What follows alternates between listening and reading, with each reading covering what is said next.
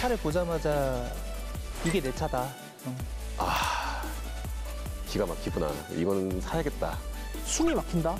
내가 저지른 일이 맞는 것인가? 너무 이쁘다.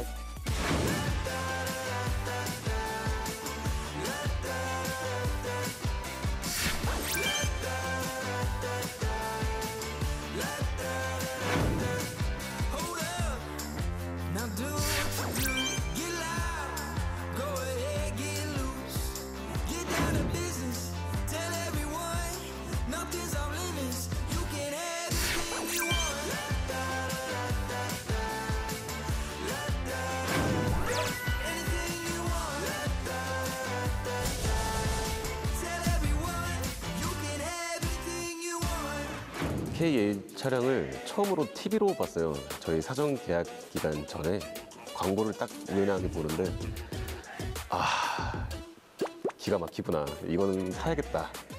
바로 그 생각으로 저는 바로 대리점 가서 계약해서 바로 구매를 했고요. 무엇보다 2.5를 선택한 이유는 저도 마지막 내연기관이다 라는 생각을 가진 게 컸고 3.5 차량은 아무래도 가장 중요한 이제 총알 이제 UGB를 생각해서 2.5를 선택하게 됐습니다. 저는 이제 요즘 내연기관에서 6기통 V6를 타고 싶어서 K8을 선택하게 됐고요. 왜 가스를 선택했냐? 제가 기존에 타던 차들이 다 가스차를 탔기 때문에 이게 편하기도 하고 그래서 K5를 탔지만 저도 어쨌든 한 단계 위급으로 올라가야 되니까 계속 4기통 탈 수는 없잖아요. 2.0을 계속 탈 수는 없으니까 그래서 K8을 선택하게 됐습니다. 저는. 이전에 제가 K5 1세대 LPG 모델을 탔었거든요. 저 같은 경우는 이전 직장이 이게 장거리다 보니까 아무래도 연비를 신경을 안 쓸 수 없는 그런 환경이었어서 연비에 좀 유리한 하이브리드 차량을 좀 가보고 싶다라는 생각이 있어서 그 두 가지를 만족시킬 수 있는 K8 하이브리드 차량을 선택을 하게 됐습니다. K8을 결정적으로 이제 선택한 이유 중에 하나가 패밀리카로 쓰기에는 뒷좌석이 상당히 이제 넓고 감성, 3.5에 대한 감성이 약간 로망이 있었던 거죠. 저도 이제 그래서 이제 3.5를 선택을 하게 됐고. 근데 저 같은 경우에는 뭐 부모님을 뒷자리에 모시고 장거리 여행을 가끔 가요. 그래서 뒷자리 공간을 이제 무시하고 결정할 수 없었고 그리고 하이브리드를 선택한 거는 우선 연비가 컸던 것 같아요. 또 UGB. 마음은 항상 3.5로 가고 싶었지만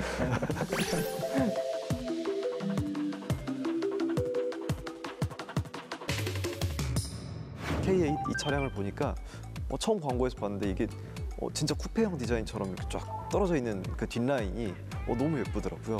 그 일자형으로 뒤에 리어 램프가 이렇게 연결이 되어 있는 듯한 느낌이었는데 그 역시도 저는 너무 마음에 들었고요. 저도 비슷한 것 같아요. 측면이라고 그러죠. 아, 이제 우리 엉덩이 라인 다른 차를 봤을 때보다는 이렇게 좀 우리가 좀 이렇게 선이 이렇게 이쁘게 빠졌다?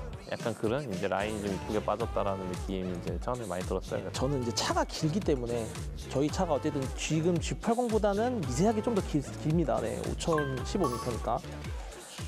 그러니까 저는 이 그 옆 라인도 이쁘고 그리고 이제 지붕에서 그 트렁크로 떨어지는 그 C필러 저는 거기가 되게 좋아요.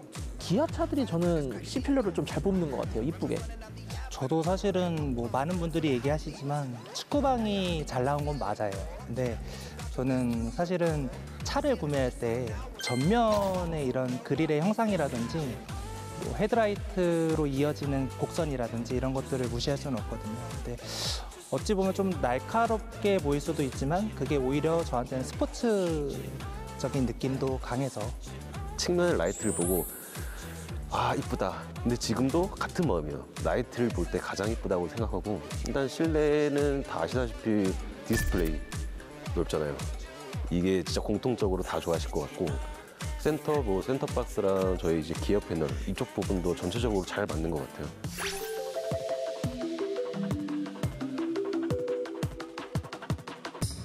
가스차 뭐 달려봤자 얼마나 달리겠어.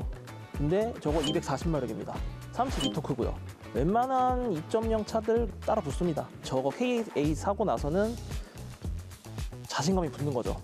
저 같은 경우에는 이제 3.5 DDI잖아요. 거기다 이제 4륜인데 이게 300마력을 과연 300마력이 나오나? 이제 처음에 이제 차 출고받아가지고 길들이기 좀 어느 정도 하고 이제 고속도로를 이제 달려봤는데 생각보다 너무 이제 힘이 여유로운 거죠.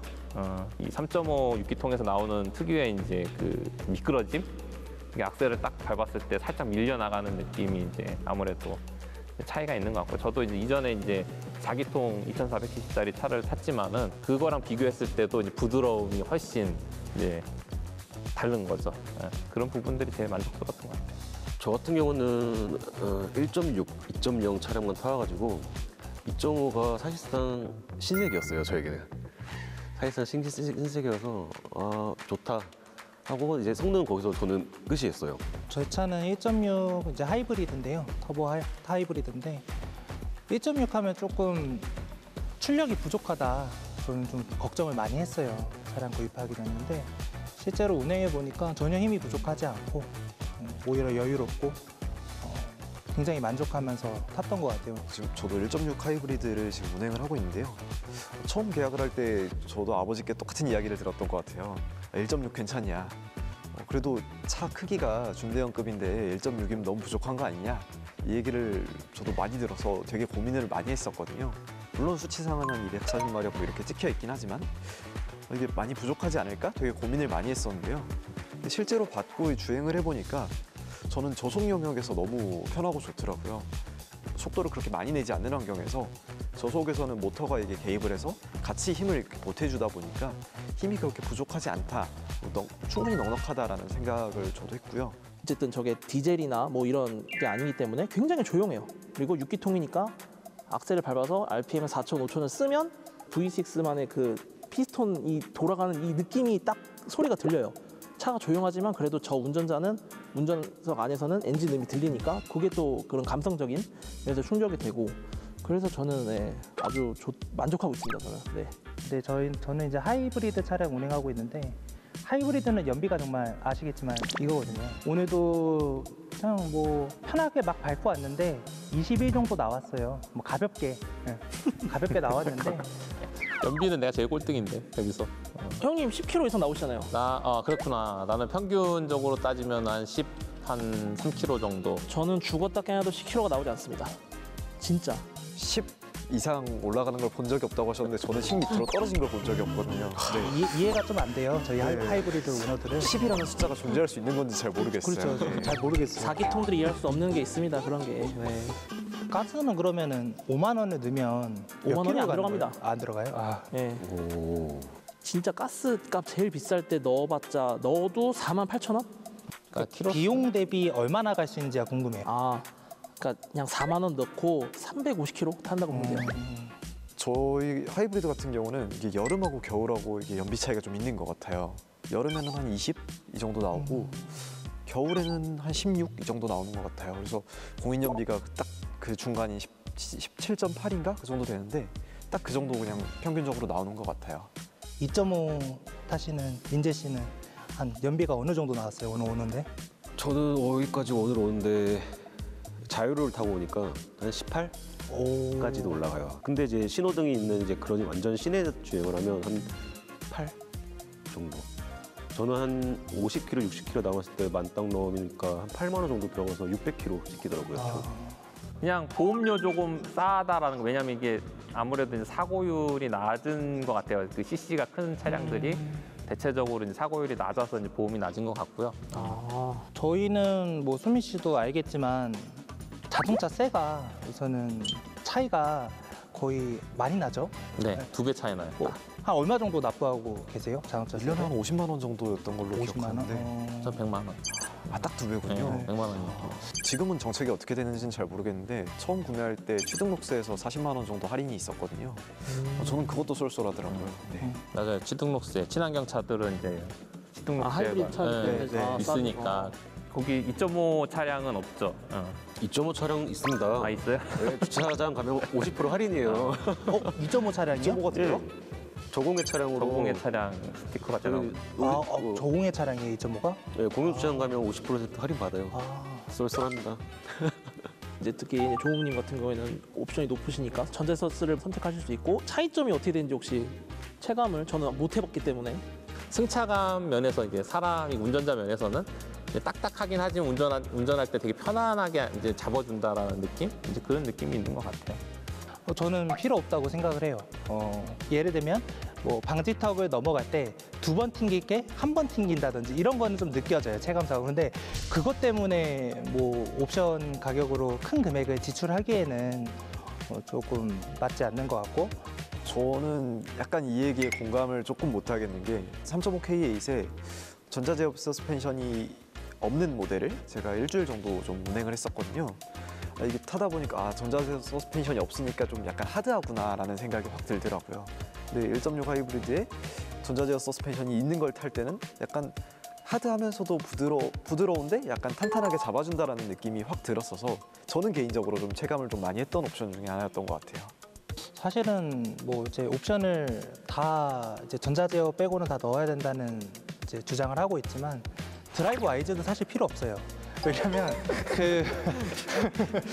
이게 이상해지는데 드라이브 와이즈를 빼도 웬만한 기본 옵션들이 다 들어가 있거든요. 운전자 보조 같은 게 뭐 크루즈도 들어가 있고요. 뭐 차선 유지도 들어가 있고요. 드라이브 와이즈 꼭 넣어야 되냐라고 말씀을 주셨는데 저는 꼭 넣어야 된다라고 이야기를 하거든요. 굳이 안 넣을 이유가 있나. 2023년인데 굳이 왜 2020년에 차를 사고 있나 약간 이런 생각이라서 최근에 이제 와이프가 운전면허를 최근에 땄어요. 그래서 이게 초보다 보니까 이게 악셀이랑 브레이크 위치를 헷갈렸나 봐요. 그래서 지하 주차장에서 브레이크를 밟아야 되는데 악셀을 밟은 거예요. 기둥에 박을 뻔했는데 다행히도 차가 저게 감지를 해가지고 알아서 스탑을 해주더라고요. 그래서 큰 사고가 날 뻔했는데 막아줬어가지고 저희 그 K8 동호회 안에서도 많이 그 얘기 나오잖아요. 드와를 넣어야 될까요? 말아야 될까요? 드와. 그 드라이브 와이즈를 넣으면 후방도 추가가 되는 건가요? 네, 전방 추돌하고 후방 추돌이 들어가는 걸로 알고 있어요. 그러면 이거는 쿨하게 입장을 바꾸겠습니다. 드라이브 와이즈는 필요하고 소신을 지켜야 되니까. 네, 필요할 것 같습니다. 저는 제가 사전 예약을 하면서 제가 넣고 싶은 옵션을 다 넣고 그대로 출고를 받았거든요. 네, 제가 선택한 대로 받았는데 나머지는 스타일, 뭐 메리디안. 스타일 넣었고 메리디언은 뺐습니다. 제일 중요한 걸 뺐었네요. 네. 제가 소리에는 그렇게까지 안타깝네요. 민감하지 않아서 메리디언은 일단은 뺐고요. 마음이 네. 안타깝네요. 저도 안 나가겠습니다. 음악은 집에서 듣는 걸로. 근데 일단은 스피커를 안 넣는 거는 일단은 굉장히 안 좋은 선택이신 것 같아요. 지금. 그거는 저도 뭐 100% 인정하는 부분이고요. 사실 스피커는 넣고 안 넣고 차이가 굉장히 커서 혹시 아시잖아요. 네. 차이 크신 거 아시잖아. 그렇죠. 이제 많이 이제 뼈저리게 느끼고 있고 반성하고 있고 앞으로 이제 출고하시는 분들은 스피커 옵션을 넣었으면 좋겠어요.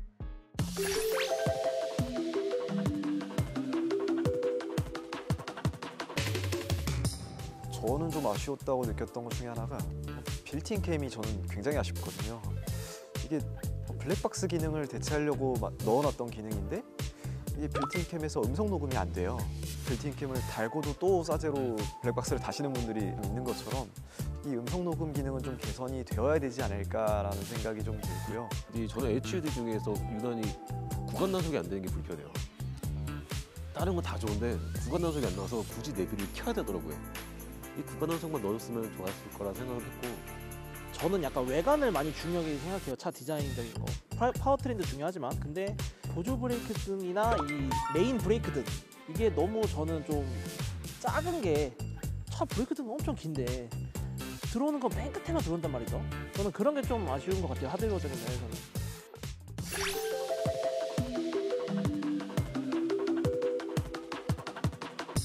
1년 반째 지금 타고 있는데 저는 점수를 주면 90점 정도 줄 수 있을 것 같아요. 물론 조금 아쉬운 것 때문에 10점을 빼긴 했는데 그걸 제외하고도 나머지 만족도가 너무 커서 이 차는 정말 저한테는 최고의 만족이다 싶은 차인 것 같습니다. 제 선택으로 옵션도 많이 빼고 많이 하긴 했지만 뭐 연비 때문에 그냥 5점 깎고 후하게 95점 저는 좀 마음에 들어요 지금. 차가 이뻐요.